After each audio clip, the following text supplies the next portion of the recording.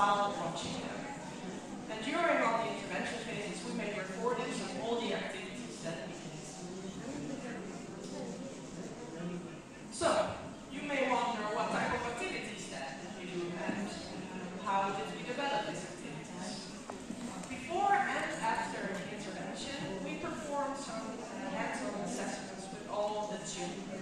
This provided us with some information about, for example, the developmental level of the child and the skills that we could see. Based on this assessment and based on the videos from the baseline phase, we actually developed personalized activities to each child and caregiver, and we really tried to make sure that the activities were adjusted to the skills of the child. You see here the picture of the zone of proximal development, meaning that the activity preferably would be difficult enough to stimulate a learning process, but also not too difficult as to discourage the child, for example.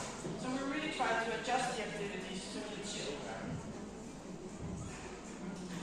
Here you see three pictures of examples of the activities. So for example, the left one above you see a mother and her daughter. The daughter has Charge syndrome, and the activity that they did was a reading activity. They sat down together reading a book every week, and in the book, all kinds of things happened. For example, somebody fell down and had to cry, or somebody was really happy, and the goal was to have conversations about emotions. On the right you see another girl with Charge syndrome. They also worked on emotion, but in a completely different way.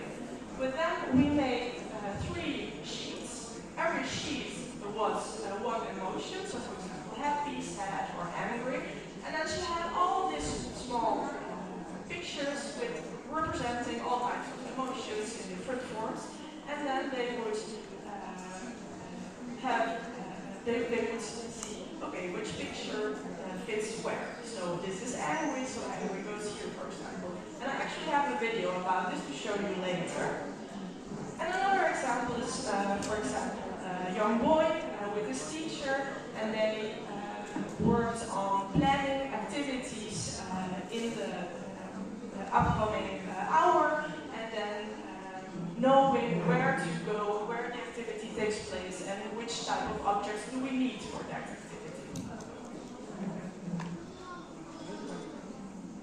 The support strategies that we train caregivers in are 10 different strategies.